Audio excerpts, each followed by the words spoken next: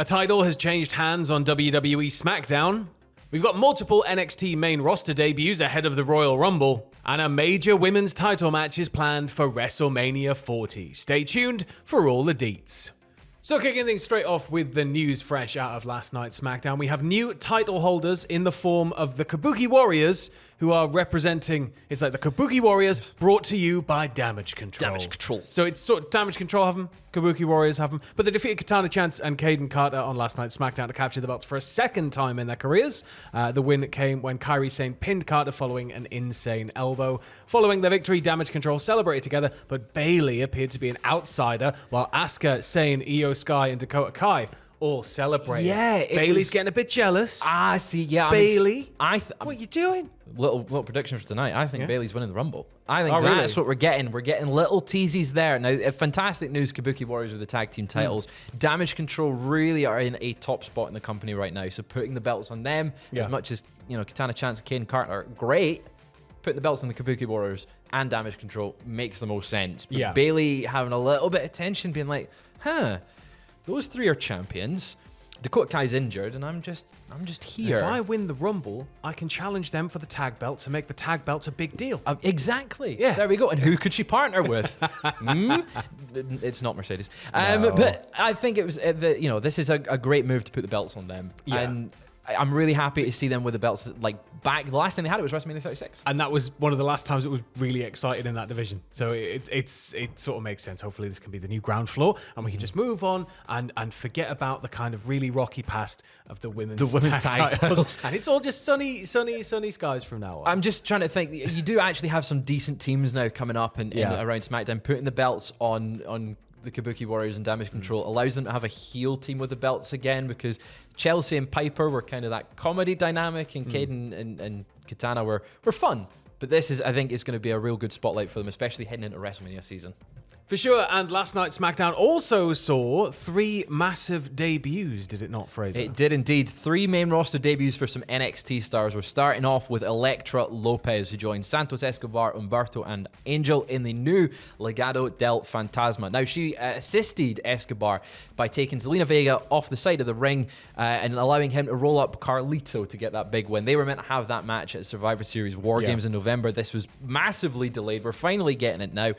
But Santos got the victory. Now, damn time as well. Elektra Lopez was supposed to be up, but then Zelina Vega took the position. And it was like, exactly. I can feel the frustration seeping out of you, Sam. The Elektra was originally part of Legado del Fantasma, as Sam's alluding to there, back in NXT between 2021, 2022, and then when they went to the main roster, she wasn't there. She mysteriously disappeared. She was replaced by Zelina Vega, and she's stayed in NXT this entire time. She's been improving, getting better, and now it feels like it was kind of the right time to bring her up. We've got LWO and Legado del Fantasma now split. We've got 2 separate factions. It only makes sense to bring her up and join Legado del Fantasma once again. A naturally ready-made back and forth about taking my spot. Exactly. There's a whole built-in storyline. It makes too much sense. Now, she alluded to this move slightly on NXT this past week in a promo segment with Lola Vice.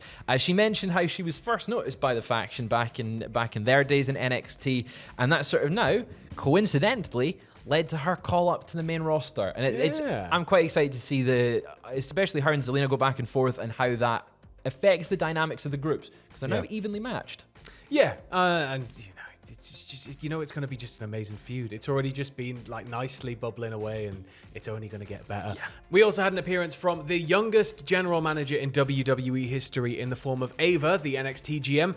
She was seen discussing with Nick Aldis the process of assigning wrestlers an entry number for the Royal Rumble tonight. Yeah, they had the big spinning tombola thing out, and sort of obviously she's new in this role as a GM. We saw her on NXT just get that role. Her and William Regal had a little moment because it was William Regal's return to TV. Now you've seen her on SmackDown. I'm obviously we said sort of main roster debuts. This is her main roster debut.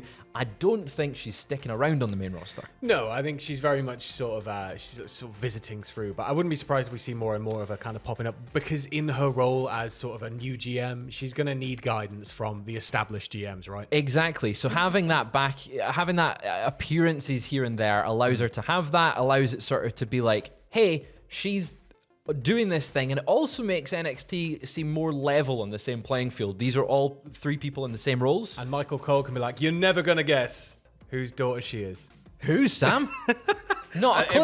Every week. Not a clue who it is. Of course, it's The Rock. Maybe, but anyway, she was seen on SmackDown, sort of teasing little Rumble stuff. Yeah. So maybe we'll also see some NXT stars in the Rumble tonight. Fingers crossed, because we finally saw the SmackDown debut of Trick Williams, who came to the aid of his friend, tag partner Carmelo Hayes after he lost to Austin Theory. Hayes was being subject to a beatdown following the match by Theory and Waller before Williams arrived to a huge pop and whoop that trick chance. It was so good. Successfully made the save for his friend. There was apparently some tension there, hinted at through like the pair kind of going for the fist bump. And it was where Hayes puts the fist up, and then he doesn't bump him, and he just is like, he's like, hey, I was saving you. We've got a match on Tuesday, of course, alluding to their match with LWO in the Dusty Rhodes Tag Team Classic. It's really cool to see Trick Williams on the main roster. That was his first time on the main roster, and the pop was like. I don't want to say LA Knight levels, but for a star who's not been on the main roster, what on earth was that? Like, the whole crowd was chanting "whoop that trick." They were behind him. They were really, really into Trick Williams. It felt like a megastar moment. Like, the whole "where was that star born?" right there on his very first night on SmackDown. I hope we get to see more of him there, because him and Mello are a really great dynamic between them, and Trick has got all the potential in the world. I think he might be in the Rumble tomorrow. I think maybe we'll see him. Well, there was somebody who was apparently supposed to be in the Rumble last year and was going to win it. And according to a report from the Wrestling Observer newsletter, the original pitch for last year's Royal Rumble was for The Rock to return as a surprise entrance and win the whole damn thing. This would have been done to set up the WrestleMania match with Roman Reigns. It's worth noting that it was pitched to The Rock, but there's no word on if he'd actually agreed to do it. Imagine if he did, though. Imagine 2023 Rumble. We're all going, it's going to be Cody. It's going to be Cody. He's going to finish the story. And then The Rock appears in the Royal Rumble and wins it. It would have cleared the queue a hell of a lot quicker, but it would have been annoying as hell for Cody. But it feels weird because now we're going this year, well, it's going to be Cody or Punk, isn't it? Cody's got to finish the story. And who's just standing in the background as his daughter's picking the Royal Rumble numbers?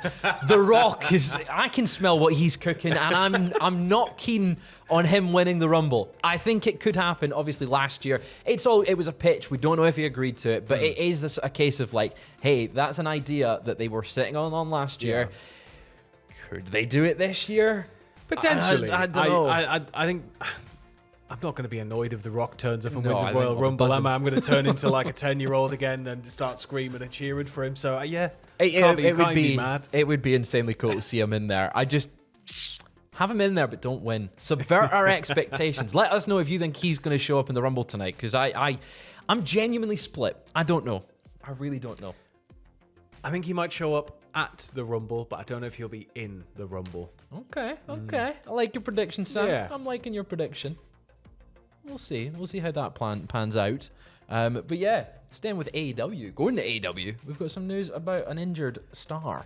We do. Retired star. Sting is apparently reportedly hurting ahead of his retirement match at AEW Revolution, according to Dave Meltzer of the Wrestling Observer. The report states that while he's currently fine to wrestle, with being 65, it's a bit harder on his body to recover from a match, which is no surprise there. I was saying this to Aidan yesterday, our editor-in-chief of Cultaholic.com. Check out all his fine work on there. But we were saying to him yesterday, I can't believe Sting is 65 and taking DDTs off of the stage through tables. It's the face paint.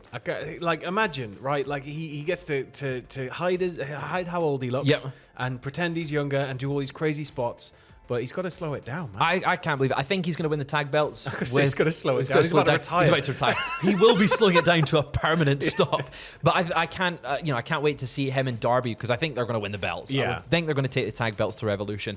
It just seems like Sting is doing crazy stuff as much as he can before his retirement, and he's like, I'll deal with the injuries later. I guess he's just sees all of it, opportunities, that kind of thing. So at the same time, it's Sting. You wouldn't expect anything but 110 from him, would you? So he's one of the greatest of all time for sure. Well, a major women's title match is reportedly planned for WrestleMania 40. This one coming from the Wrestling Observer newsletter. Apparently, WWE's plans are for one of its women's division main events. It's going to be Rhea Ripley versus Becky Lynch. I mean, That's the biggest match they could do, right? It is, but I don't want Rhea to lose the belt. Yeah, that's the I thing. don't want Rhea to lose the belt. If you have Becky in there with Rhea, it feels like Becky's winning that one, especially with how long Rhea's had the belt. She won it last year at WrestleMania. Obviously, it's now changed into the Women's World title, but I think Becky would win that one. Now, it makes my prediction of Bayley winning the Rumble that we've discussed, I think, a little bit moot, because I think if anyone's going to do it between her and Becky, it's going to be Becky. I feel like that, give Becky another Rumble win. I'd rather it Bayley, but Becky versus Rhea as one of the main events of WrestleMania. I mean, it's a hell of a match. You can't turn your nose up at the match. It's it's going to be absolutely class. It's going to be incredible. I do kind of want Bayley to have a featured spot at WrestleMania. Well, per the report, Ripley versus Lynch has been planned for months, with Lynch as a favourite to win the Women's Rumble match tomorrow night. However, Meltzer suggested that Lynch could possibly win the Elimination Chamber match instead to set up the title match between them, which that seems to be like not the break glass in case of emergency, but it's the very, very great backup that they've got on this road to WrestleMania. Because again, it's like in the men's Rumble match, Cody, Punk, one of them's winning the Rumble, one of them's winning the Chamber, surely. But you know that there's going to be just absolutely class build all over it. So yeah, they're going to finish the story. Yeah, but I can't wait for Becky and Rhea. Well, that's it for your second dose of lovely bumper weekend wrestling news. It is, of course, the Royal Rumble tonight, so keep it with us here on the channel. You have Adam and Andrew reacting live, youtube.com/cultaholic/live. We will also be, me, Fraser, Tom, Matthew, and Luke, at Wembley Box Park doing hosting Hooked on Wrestling's live Royal Rumble watch party. And that's going to be very exciting. We're going to be with Tugboat. Going to get on a train in like 10 minutes by the time this video goes out. We're going to hang out with Tugboat. Yeah. It's going to be cool. Cheeky Tug. See you there.